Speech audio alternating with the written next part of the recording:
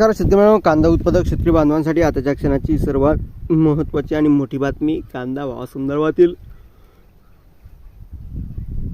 कांदा निर्यात बंदी संदर्भातील कांद्याचे भाव वाढणार का, वाढले किती, सध्याची परिस्थिती काय, नाफेडची कांदा खरेदी सुरू झाली तर कांद्याचे काय मार्केट नाफेडच्या माध्यमातून घेण्यात येत आहे, नाफेडची कांदा खरेदी कुठे सुरू झाली, सविस्तर थोडक्यात संपूर्ण लाईव्ह अपडेट आपण एवढ्याच्या माध्यमातून जाणून घेण्याचा प्रयत्न करावा।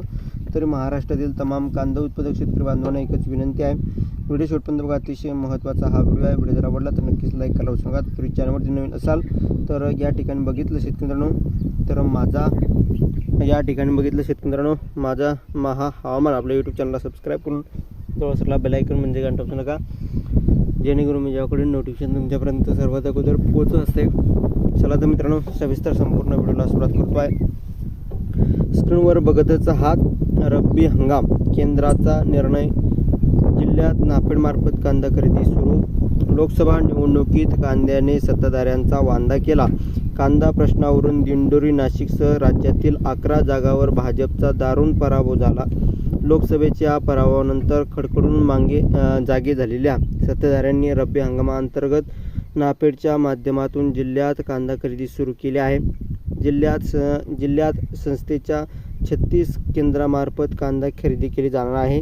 यंदाच्या लोकसभा निवडणुकीत कांद्याचा मुद्दा चांगलाच गाजला।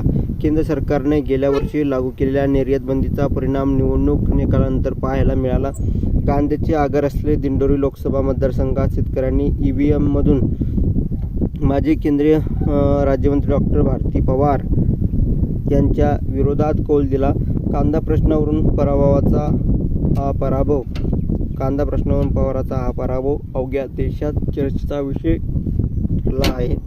आणि या ठिकाणी बघितलं त्याचप्रमाणे राज्यातील नाशिक, नगर, शिर्डी, धुळे, शिरूर, सोलापूर, बारामती, मावळ, त्याच मित्रांनो या ठिकाणी बघू शकता महत्त्वाचे अपडेट म्हणजे धाराशिव, बीड या जागावर भाजपच्या उमेदवारांना शेतकऱ्यांची घरचा रस्ता दाखविला।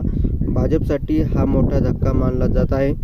तेव्हा आता नाफेड विविध 18 संस्थांच्या माध्यमातून कांदा खरेदी करणार आहे।